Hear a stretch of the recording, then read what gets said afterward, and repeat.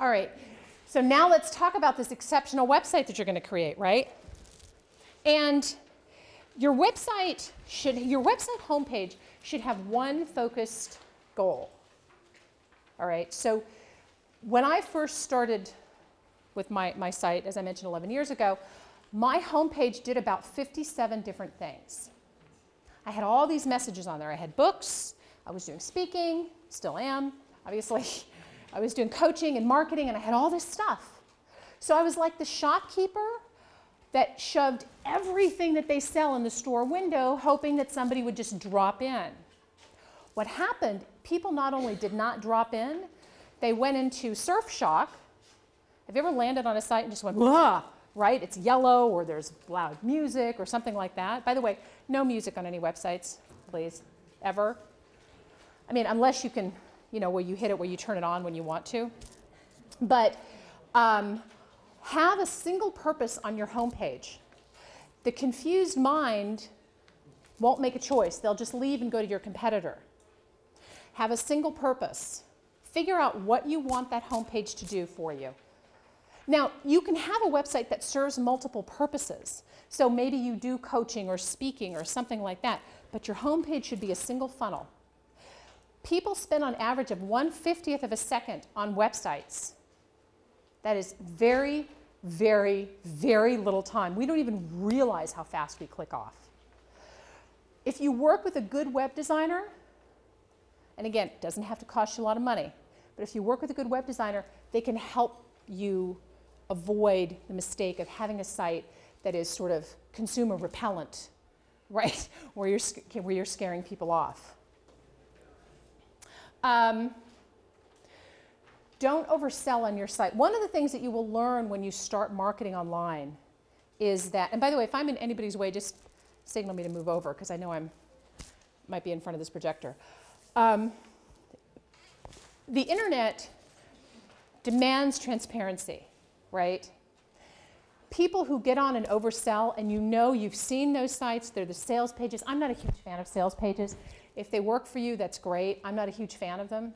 I don't like them. I don't like to be told 50 times on a page, buy now, buy now. I get it, right?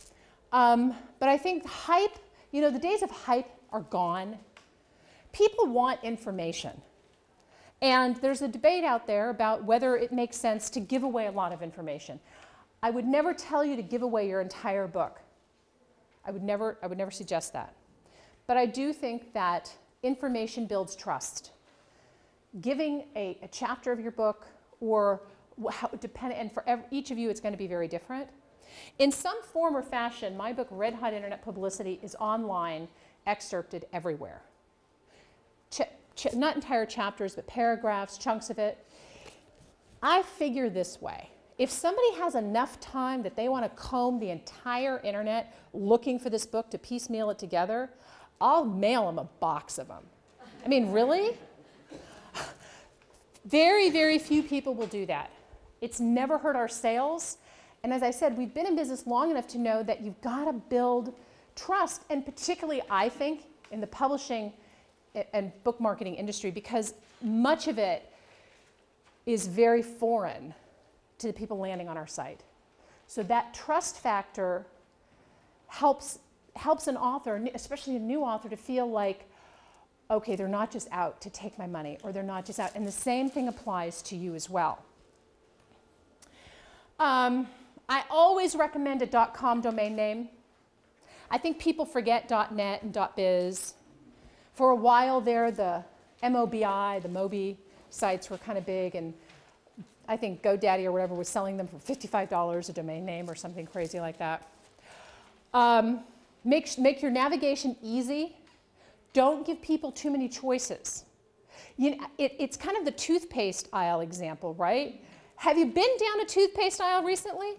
Do I need 60 different types of toothpaste? Really, something to put on a brush, something that tastes good, that's it. But I walk down the aisle, I used to have a picture of it on my PowerPoint presentation. You walk down an aisle and you just want to run, scream, okay, just give me one, I'm fine with that. The same thing is true for your website. If you give somebody too many examples, they're probably going to grab nothing because of the way that people surf online. So, I always recommend get email addresses. less than 4% of people, it's actually probably less than 3% of people, make a decision to buy when they first land on a website. So nobody's going to land on your site and go, oh my gosh, I have to buy her book. They probably need to be, you know, convinced a little bit. They want to get to know you, especially if you're new to them. I like the idea of capturing emails. We've done it. I don't know how many of you, did any of you here get our newsletter? The book marketing expert? No? Oh, darn, no. But we have, you know, and we never sell in the newsletter. It's all information based, all of it. But that newsletter helps us to build trust, right? And it also helps to share information because I'm really big on education. I think the more information you have, the better choices you'll make for yourself. So having a newsletter. Now, if you have a lot to do, as most of us do, and you don't have time to do a newsletter, consider doing a collaborative newsletter. If you decide to subscribe to ours, you'll see that I write an article, we have a media person, we have a website person, we have a lot of people who contribute to our newsletter. Because frankly, I don't think I can be that interesting to write all the copy, but I also think that, you know, you want to give other people a voice and kind of mix it up a little bit. The other thing is those other people are now helping me market this newsletter because they probably don't have one. So do a collaborative newsletter, even if you have 4 genre authors, so 4 mystery authors writing together, because you can all help to market this newsletter and market your work. This is our website.